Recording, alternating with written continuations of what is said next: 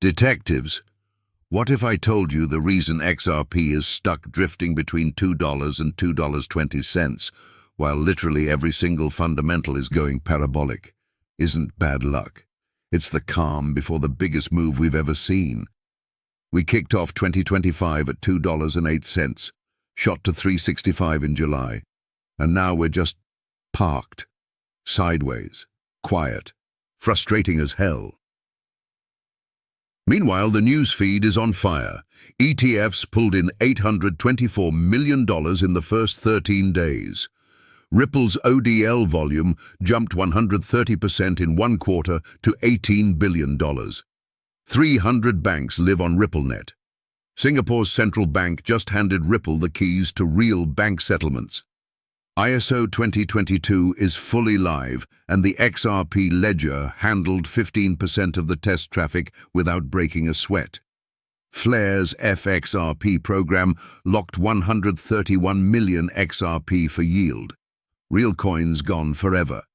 Evernorth already swallowed 400 million and is marching toward $1 billion. Even Vanguard, the company that swore crypto was tulips, just opened the door for 50 million clients to buy XRP ETFs. All of that is happening right now.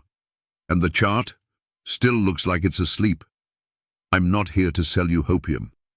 I'm here to show you why this quiet period is actually the textbook setup for what's coming next. And why getting mad at the chart is missing the entire picture.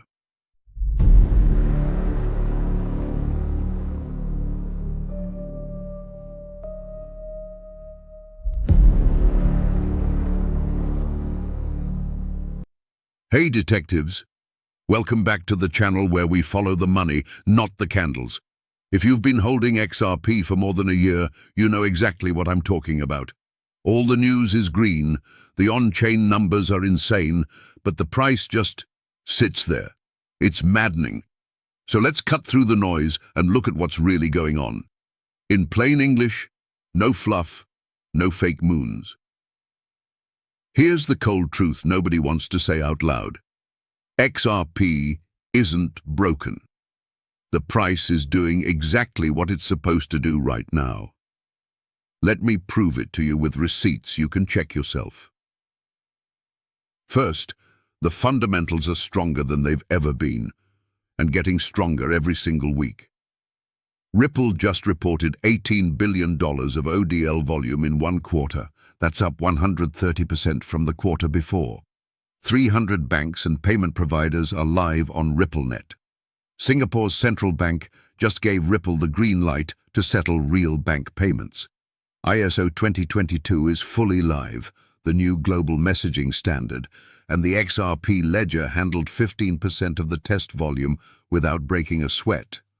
Flare's FXRP program has 131.4 million XRP locked up for yield. That's real coins off the market forever. Evernorth is already at 400 million and publicly climbing to $1 billion. Even Vanguard, the company that swore they'd never touch crypto, just opened the doors for 50 million clients to buy XRP ETFs. All of that is happening right now. And the price? Still between $2 and $2.20. So what gives? Here's the part that flips the whole script. This sideways action isn't weakness. It's reaccumulation by people who actually understand what's coming. Look at the on-chain data. It doesn't lie. Velocity just hit 0.0324, the highest level all year. That means every single XRP is changing hands way more often than normal. Whales with 10 million or more? Their share of supply is at a 7-year high. The top 20 wallets added 180 million XRP in the last 60 days alone. Exchange balances down to 3.1 billion, lowest since 2021. Santiment's crowd sentiment sitting in extreme fear territory, exactly where every major rebound in XRP history has started. In other words, everything that happened before a breakout is happening again, right in front of us. So why does it feel so quiet? Because the big moves don't come with fireworks. They come after the boredom, after the sideways grind, After everyone gives up and says, "See, nothing's happening." That's when the smart money finishes loading up. Think about it like this. Institutions don't want XRP at $10 when they're building trillion-dollar payment corridors. They want it cheap so they can flip it thousands of times a day without tying up capital. A $1 billion transfer at $2.20 costs them about 460,000 XRP. At $10, 2,300,000. At $50, 11,500,000. Cheap XRP equals cheaper payments, equals more banks signing up, equals more volume, equals more demand later. It's not suppression to hurt retail. It's positioning to dominate the rails.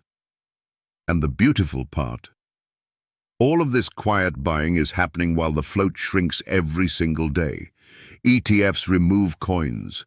Treasuries remove coins. Yield programs remove coins. Cold storage removes coins.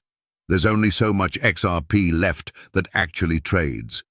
When the next wave of real adoption hits, and it's coming fast, there won't be enough to go around at these prices. So yeah, the quiet period sucks if you're staring at the chart every 5 minutes. But if you zoom out, it's the exact setup we've been waiting for.